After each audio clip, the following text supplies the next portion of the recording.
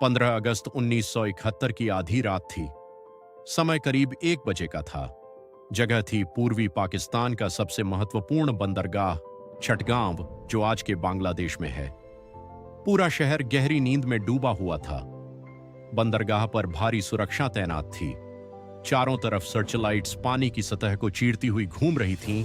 Radar लगातार निगरानी कर रहे थे और हथियारों से लैस सैनिक पहरा दे रहे थे। बंदरगाह में कई बड़े मालवाहक जहाज खड़े थे। इनमें से कई जहाज अमेरिका और चीन से आए थे, जिनमें पाकिस्तानी सेना के लिए हथियार, गोला बारूद और जरूरी सामान भरा हुआ था। सुरक्षा इतनी कड़ी थी कि किसी को लगता था कि यहां एक परिंदा भी पर नहीं मार सकता। लेकिन उसी रात कुछ ऐसा हुआ जिसने पूरी पाकिस्तानी सेना को हिलाकर रख दिया। अचानक पानी के बीच जोरदार धमाके होने लगे। एक के बाद एक विस्फोट से बंदरगाह कांप उठा।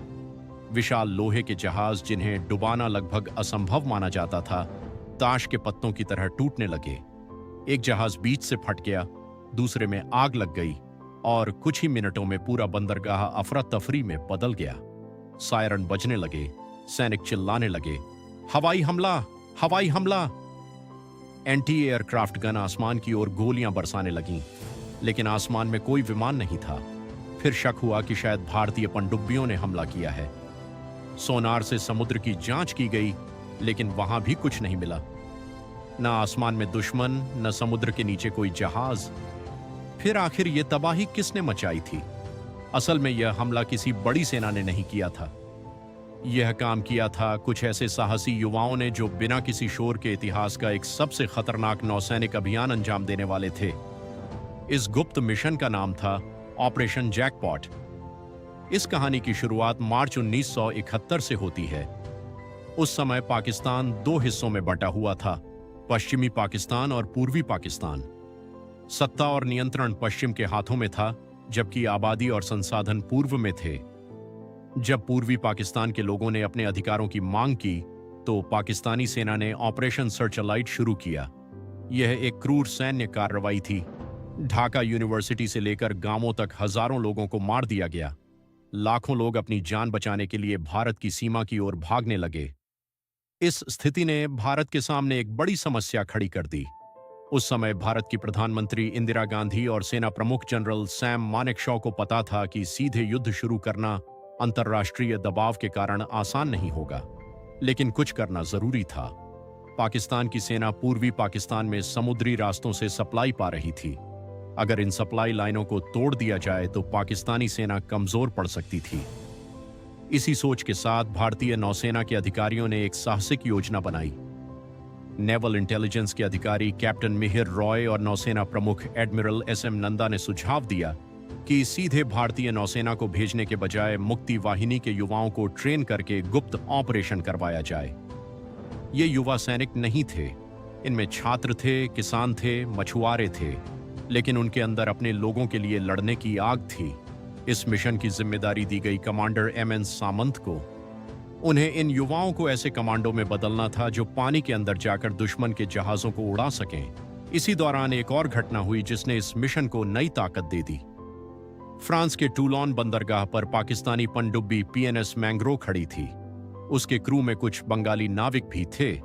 जब उन्होंने रेडियो पर सुना कि उनके देश में लोगों के साथ क्या हो रहा है, तो उन्होंने पाकिस्तान के खिलाफ विद्रोह करने का फैसला किया। 8 बंगाली नाविक वहां से भाग निकले और कई मुश्किलों के बाद भारत पहुंच गए। ये लोग पाकिस्तानी नौसेना के तौर तरीकों से अच्छी तरह परिचित थे, इसलिए इन्हें ट्रेनर बनाया गया। मई 1971 में पश्चिम बंगाल के मुर्शिदाबाद जिले में भागीरथी नदी के किनारे एक गुप्त ट्रेनिंग कैंप बनाया गया। इसका नाम रखा गया कैंप प्लासी। इतिहास का अजीब संयोग था कि यही वह जगह थी जहां 1757 में प्लासी की लड़ाई हुई थी। अब उसी जगह एक नई आजादी की लड़ाई की तैयारी हो रही थी। यहां लगभग 400 से ज्यादा युवाओं को चुना गया और उन्हें कड़ी ट्रेनिंग दी गई। उन्हें सिखाया गया कि पानी के भीतर लंबी दूरी तक कैसे तैरना है, अंधेरे में दिशा कैसे पहचाननी है और दुश्मन के जहाजों के नीचे जाकर विस्फोटक कैसे लगाना है। उनका मुख्य हथियार था लिम्पेट माइन। यह एक खास तरह का बम होता है जिसके नीचे शक्तिशाली चुंबक लगे होते हैं। कमांडो को जहाज के नीचे जाकर इसे लोहे की सतह पर चिपकाना होता था। इसके बाद टाइमर एक्टिवेट करके वहां से दूर हटना पड़ता था। सबसे खतरनाक बात यह थी कि टाइमर का सही समय हमेशा तय नहीं होता था। कभी 30 मिनट में विस्फोट हो सकता था, कभी 2 घंटे बाद। अगस्त 1971 में ऑपरेशन शुरू करने का समय आ गया। इन कमांडो को छोटे छोटे समूहों में बांटकर पूर्वी पाकिस्तान के अलग अलग बंदरगाहों के पास भेजा गया।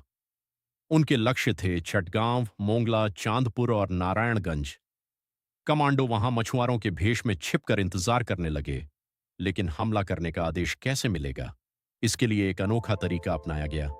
ऑल इंडिया रेडियो के कोलकाता स्टेशन से खास गाने बजाए जाने थे। पहला गाना बजने का मतलब था तैयार हो जाओ। दूसरा गाना बजने का मतलब था हमला आज रात होगा। 13 अगस्त को पहला संकेत मिला और 14 अगस्त की रात को दूसरा संकेत भी प्रसारित कर दिया गया। उस रात आसमान में घने बादल थे और चारों तरफ अंधेरा था।